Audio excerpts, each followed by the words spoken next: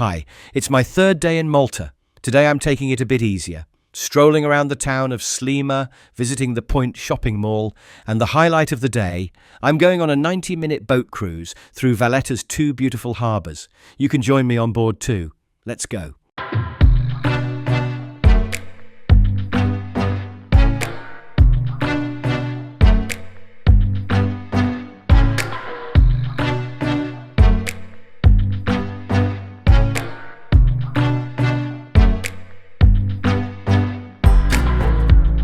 The boat cruise departs from Sliema's peaceful seaside promenade, offering a stunning view of Valletta's golden-hued fortresses.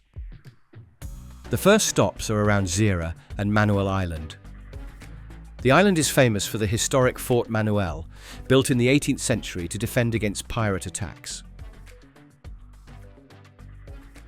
From here, the boat slowly passes several modern yacht marinas, such as Marsamxett, where Maltese and international luxury yachts gently sway on the water. Today, these urban bays symbolize a peaceful and prosperous lifestyle, but in the past, they held strategic importance, as they protected Valletta and the surrounding towns from seaborne threats.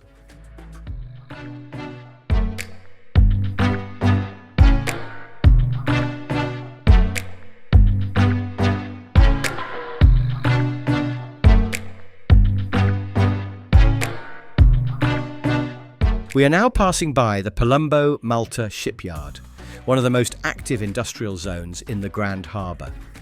Here, not only commercial vessels, but also luxury yachts are repaired, and they often work on mysterious, high-tech looking ships as well. In the background, the monumental stone wall belongs to Valletta, which served as a strategic defensive line during the time of the Knights. The yellow crane and modern industrial elements create an exciting contrast with the historic backdrop.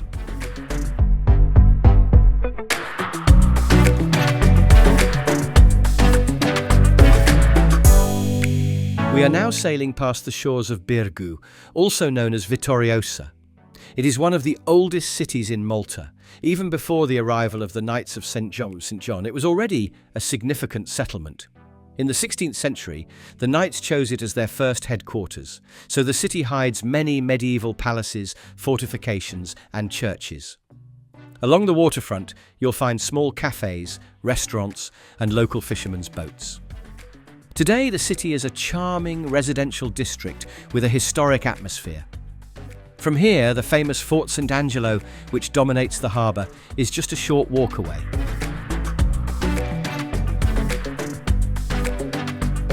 We are now approaching the entrance to the Grand Harbour, a historically crucial point in Malta's past.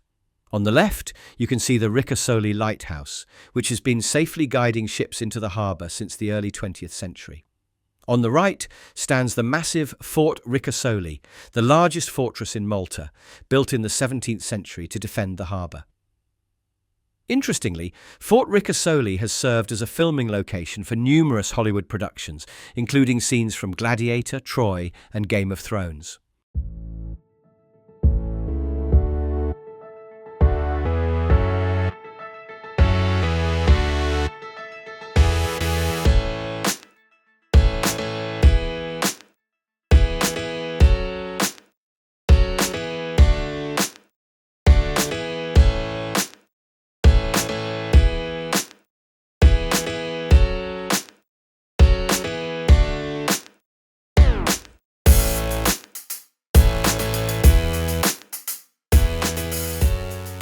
As we leave the Grand Harbour, we pass under the famous Valletta Breakwater Bridge, which connects the two breakwater arms of the harbour. This bridge is not just a modern walkway, but also a reminder of the port's strategic past. During World War II, the original bridge was destroyed, and it wasn't rebuilt until decades later, in 2012. The narrow passage we are now crossing was once protected by chains and floating barriers against enemy attacks. Today, only the sea and history welcome the entering ships.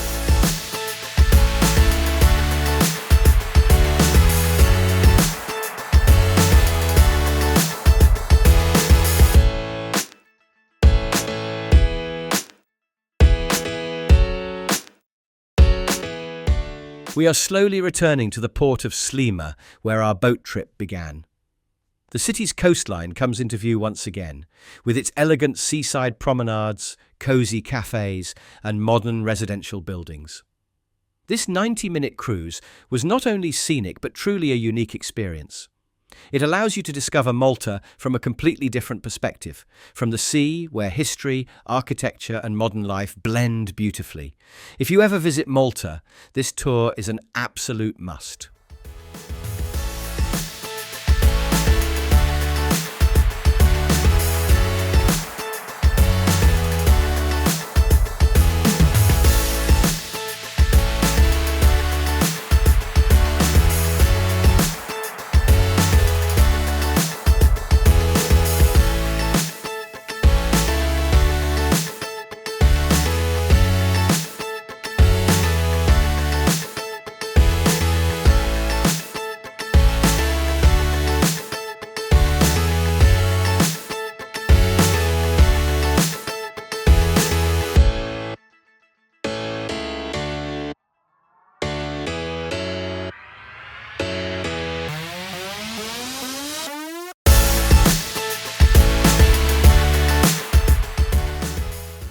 After the boat trip, I'm now heading over to Tigné Point, one of the newest and trendiest parts of Sliema.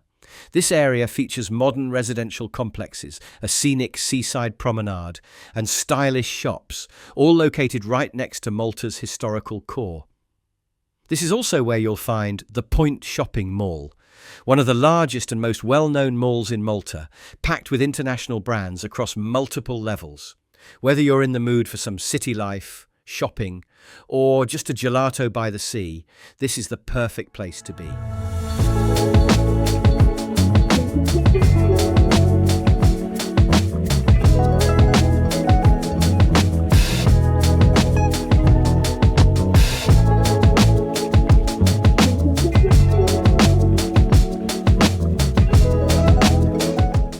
Behind the point lies a lesser-known but incredibly peaceful spot, the Tigné rocky shoreline.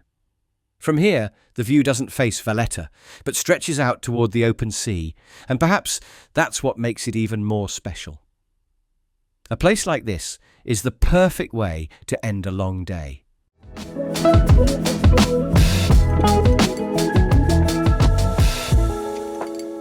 Thank you for joining me on this adventure today.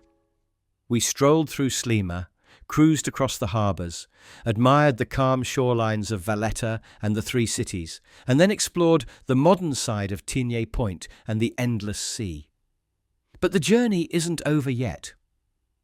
We'll continue soon with another exciting day as we visit the Mediterraneo Marine Park and the fairy tale-like Popeye Village. Don't forget to subscribe if you haven't already, and I'll see you in the next episode.